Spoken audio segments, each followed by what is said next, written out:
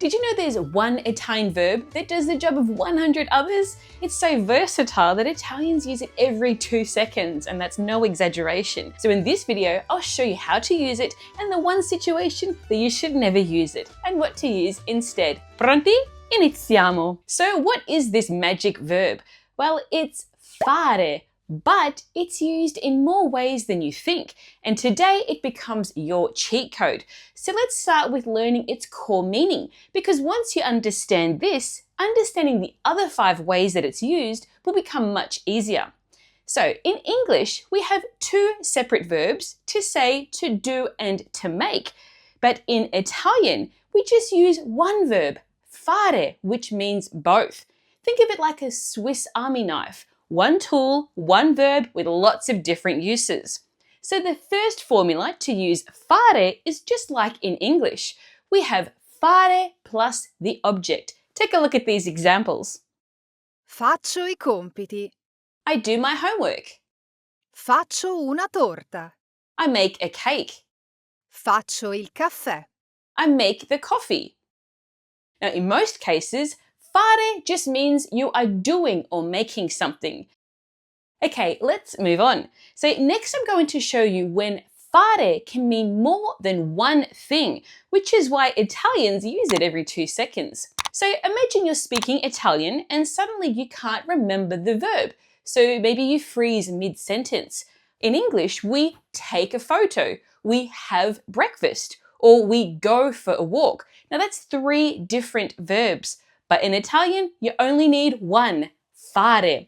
Fare can replace hundreds of different verbs, just like that Swiss Army knife I was talking about earlier. So the second formula to use fare is, when you don't know the verb for something, use this. Fare plus the noun. Take a look at these examples. Fare la spesa. Do the shopping. Use this instead of saying comprare. Fare I piatti. Do the dishes. Use this instead of lavare I piatti. Fare una passeggiata. Go for a walk. Use this instead of camminare. Fare una foto. Take a photo. Use this instead of fotografare. Fare la doccia. To take a shower. Use this instead of lavarsi. Fare un viaggio. Take a trip. Use this instead of viaggiare. So if you can't think of the verb or you don't know it, just use fare plus a noun. Are you enjoying this lesson? Don't let the learning stop here. Make sure you download your free PDF cheat sheet, which includes all the tips from this lesson plus a bonus quiz. Now to get your free copy, just click on the link in the description below this video. Next, I'm going to show you how fare is used to replace an entire category of words, which is why Italians use it every 2 seconds. Now to express emotions in Italian, normally you'd need to learn a whole set of different adjectives and verbs and how to conjugate each one. For example, you would need to learn Sono arrabbiato. I'm angry. Ho pensato. I thought. Ho riso. I laughed. But there is a shortcut. Now in English, we say it makes me. In Italian, those 3 words become 2. Mi fa. So the third formula to use fare is mi fa plus a verb in its full infinitive form or a noun. Take a look at these examples. Mi fa ridere. It makes me laugh. Mi fa piangere. It makes me cry. Mi fa paura. It scares me. Literally, it makes me scared. Mi fa arrabbiare. It makes me angry. Mi fa pensare. It makes me think. Mi fa impressione. It really gets to me. Are you enjoying this lesson? Don't let the learning stop here. Make sure you download your free PDF cheat sheet, which includes all these tips in one handy guide, plus a bonus quiz. To get your free copy, just click on the link in the description below this video. Next, I'm going to show you which phrases with fare Italian uses every 2 seconds. That also makes you sound very natural in Italian as well. Now, some expressions in Italian can't be translated literally, and if you do, they don't make much sense. Think of English phrases like make up your mind and fast food, We don't say do up your mind or quick food. It's the same idea. Italian is the same. And linguists call these collocations, meaning these are pairs or groups of words that naturally go together. And Italian is full of them, and they use fare. So the fourth use of fare is using set phrases, aka collocations. Take a look at these example sentences. Fare la fila. Q, stand in line. Fare colazione. Have breakfast. Fare amicizia. Make friends. Fare in tempo. Make in time. Fare del proprio meglio. Do your best. Fare sul serio. Be serious. Mean it. Next, I'm going to show you a really unique way that Italians use fare.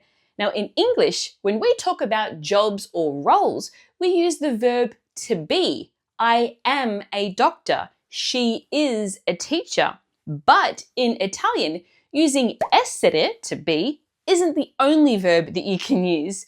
Think of an actor on stage. They play the role of the character. That's exactly how Italians think about jobs and professions. You are playing the role of that profession. So the fifth formula with fare is fare plus the article plus the role or behavior. Take a look at these example sentences. Fare il medico. To be or work as a doctor. Fare l'insegnante. To be or work as a teacher. Fare l'avvocato. To be or work as a lawyer. Fare il genitore.